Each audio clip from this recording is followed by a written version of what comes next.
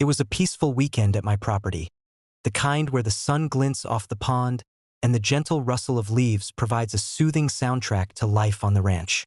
I had been enjoying the quiet, taking a few moments to relax, when I noticed a small, suspicious figure near the water's edge. It was none other than Karen, the infamous HOA enforcer, who had somehow decided to camp out by my pond.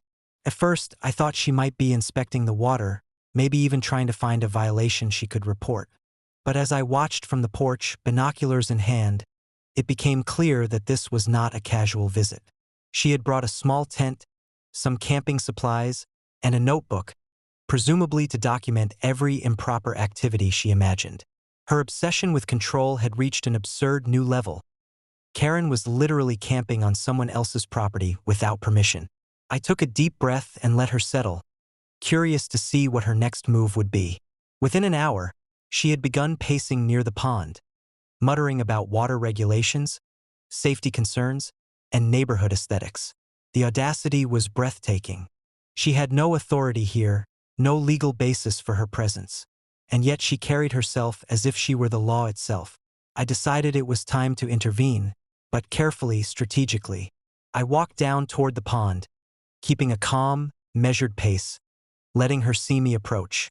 "Karen," I called, my voice even and controlled. "What brings you to my pond today?"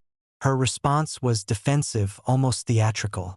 "I'm making sure the water is being used properly. Someone could get hurt, and it's my responsibility to protect the neighborhood."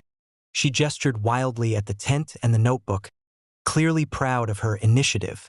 I shook my head slowly, hiding my amusement. "Karen, this pond is entirely on private property. You have no authority here, no right to camp, and certainly no right to dictate how it is used." She narrowed her eyes, trying to assert dominance, but her body language betrayed the realization that she might be out of her depth.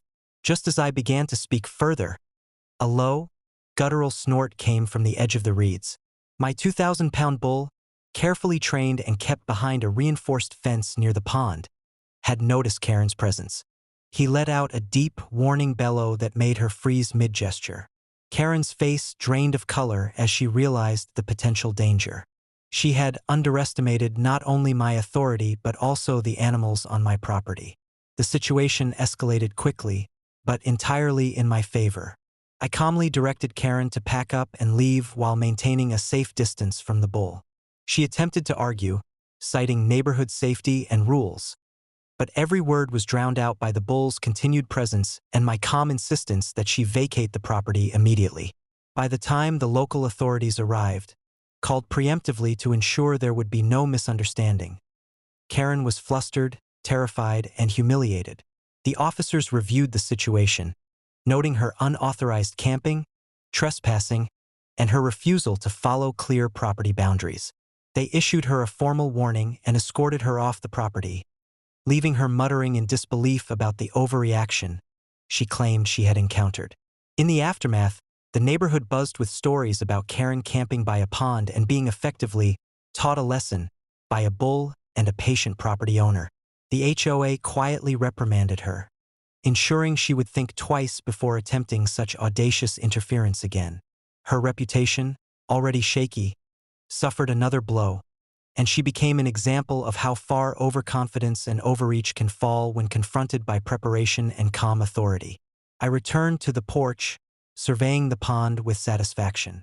The water shimmered peacefully, the bull rested comfortably behind its fence, and Karen had been removed from the scene, literally and figuratively. It was a victory not just for my property, but for common sense, patience, and the principle that some boundaries are never to be crossed. From that day forward, every ripple on the pond reminded me of Karen's folly and the power of quiet preparedness.